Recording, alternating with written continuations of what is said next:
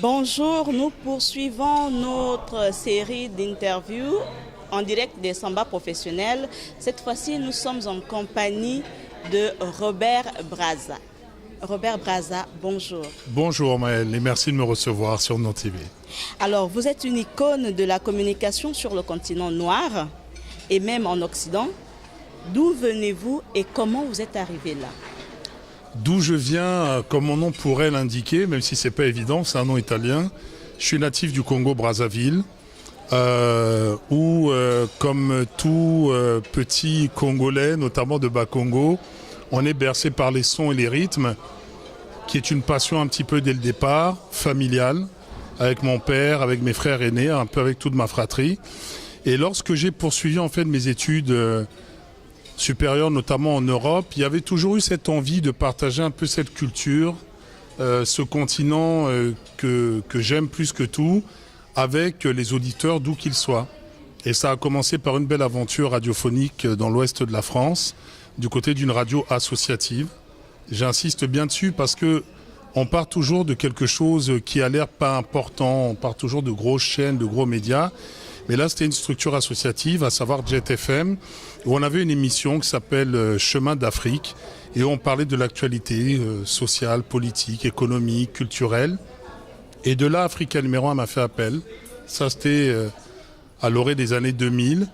Et j'ai eu le bonheur d'intégrer cette grande maison qui a été après un déclencheur pour tout ce qui aura été la suite, c'est-à-dire l'aventure des médias et aujourd'hui avec Canal+.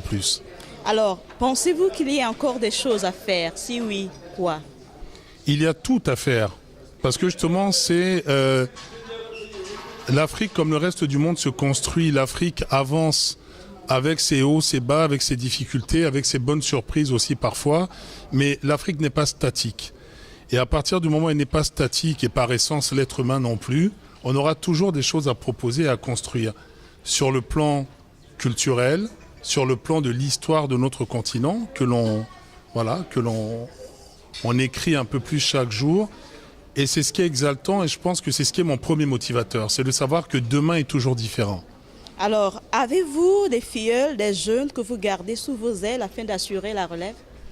Alors il y en a plein, mais je dirais un peu comme ça a été le cas pour moi, ils sont un peu partout. Ils sont un peu partout sur le continent. Ils sont un peu partout également aussi en Europe parce que c'est pas simplement un Afrique vers Afrique au niveau du rapport. C'est Afrique vers le reste du monde.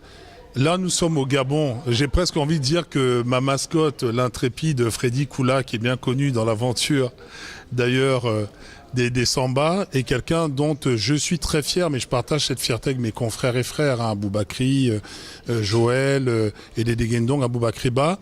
Mais ce sont des gens qui finalement sont nos filleuls et qui suivent nos traces, qui suivent nos pas, mais qui nous en apportent autant.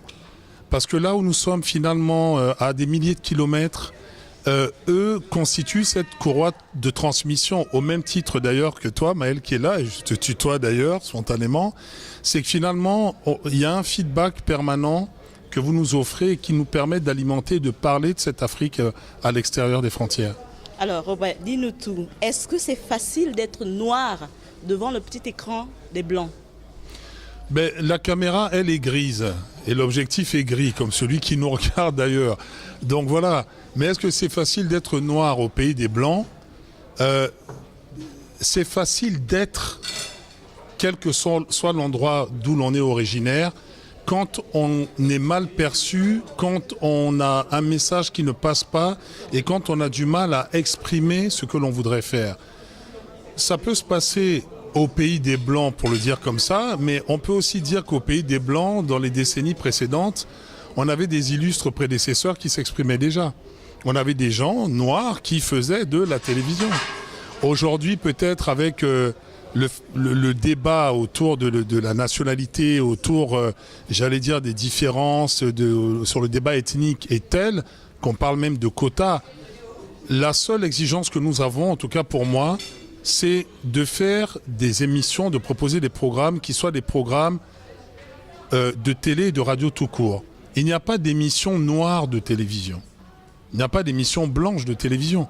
Il y a une émission de radio, il y a une émission de télévision qui répond au même concept, aux mêmes règles d'exécution qu'une émission qui est faite en d'autres endroits.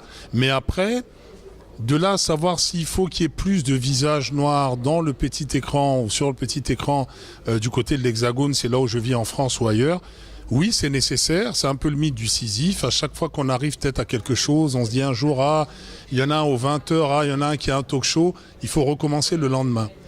Mais la difficulté elle se pose pour tous les gens qui pratiquent cette profession noire ou originaire du Maghreb ou ailleurs. Alors Robert, dis-nous, comment vois-tu le journalisme sur le continent noir avec un regard sur l'Occident? En étant en Occident, comment vous voyez le journalisme, sinon la communication en Afrique? Est-ce qu'il y a une évolution? Est-ce que ça stagne? Quelles sont les difficultés, les problèmes? Le métier, il est mieux pratiqué où? Ici ou ailleurs? Est-ce que le métier est mieux pratiqué en Afrique ou ailleurs? Disons qu'on a une rigueur éditoriale qui parfois est noyée par des phénomènes qui sont ceux des journaleux, de ceux qui préfèrent la titrologie à un véritable contenu. Et ça a fait que beaucoup de confrères et de consoeurs se retrouvent mis dans le même sac de gens manquant de déontologie et qui arrivent et qui préfèrent ne pas aller chercher une information, ne pas aller vérifier sa source. Ça, ce n'est pas du journalisme. Mais j'ai envie de dire aussi que la manière dont on pratique le journalisme, c'est aussi une rigueur sur le terme rédactionnel que beaucoup de nos pairs occidentaux, en tout cas, nous envient.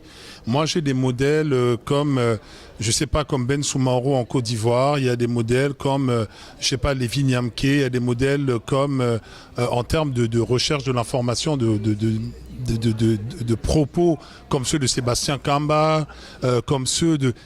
on est pas mal quand même à avoir été admiratif de ces grands noms. Et aujourd'hui, l'instantané, notamment avec les nouvelles technologies, fait qu'on est des fois dans un mode copier-coller, mais ça, ce n'est pas forcément au niveau de l'Afrique, c'est également au niveau de l'Europe, où les procès sont légion, où les plaintes sont pléthores, mais il ne faut pas arriver, c'est jamais tout blanc à un endroit et tout noir de l'autre, je pense. Nous avons juste à faire progresser à un moment donné ce qui est de la route hors de la titrologie. Parce que je crois que la titrologie, à un moment donné, a pris beaucoup trop d'espace. Le titre choque, la une d'un magazine choque pour beaucoup plus vendre. Il faut qu'on essaye aussi de retrouver un petit peu ce qui fait la règle et la beauté de ce métier. Robert Brazza Nganga. Oui. Chez nous, au sud du Gabon, je suis de Mouabi, là-bas, chez nous, Nganga, c'est le tradit praticien. Et ça n'a pas changé. Voilà, vous appartenez au groupe linguistique LARI de la République du Congo. La musique, l'art plastique, la danse, tous ces aspects de la culture, le vecteur ou le support, c'est la langue. Alors, en tant qu'aujourd'hui journaliste en Occident, à quel moment Robert Brazza promeuve, sinon revalorise sa langue maternelle, le lari? Alors, j'ai pas beaucoup l'occasion de le faire pour une simple raison. Quand il m'arrive de recevoir des artistes ou des créateurs ou des invités d'un pays, d'un espace linguistique, j'aime aller les chercher dans leur langue. J'aime aller les chercher dans leur langue, c'est ce qui est peut-être d'ailleurs assez intéressant. Quand on évoquait tout à l'heure une artiste, à savoir Annie-Flore Bachelelis, à chaque fois on parle avec Annie-Flore, on arrive c'est Marambo, Angene Boloane, ouais, je vais la chercher comme ça. Quand il s'agit d'Aboubakry Ba, mon frère et confrère, c'est à chaque fois au début de nos émissions, c'est et nous sommes avec Aboubakry Ba, Waouh Samaharita Aboubakry Ba Nangaref. Et j'aime aller, alors quand il y a des artistes originaires de la même région que moi ou des créateurs, Freddy Massamba, j'ai eu des gens comme Émile Biayenda, des tambours de Brazzaville, là je vais le mettre à profit. Mais il ne faut pas oublier que ce sont des antennes francophones, Africa numéro 1 notamment. Donc avoir à proposer une émission uniquement dans cette langue qui est la langue de mes pères, ce serait difficile. Ce serait normalement dans un espace radiophonique ou médiatique comme ceux que nos pays proposent. C'est-à-dire à un moment donné, on a les nouvelles du pays. Et là, on a différentes langues. On a le journal dans différentes langues. Donc là, c'est beaucoup plus compliqué. Mais je peux le mettre à profit quand il s'agit de donner des éclaircissements ou de traduire un texte de Boukaka, etc. Là, par contre, évidemment, il me sert. C'est la même problématique pour tous mes frères et confrères, sœurs et consoeurs originaires d'autres pays du continent, que ce soit le Congo ou non. Alors, s'il était demandé à Robert Brazza Nganga de nous donner un mot... Maëlan Chansangu. Mot quoi?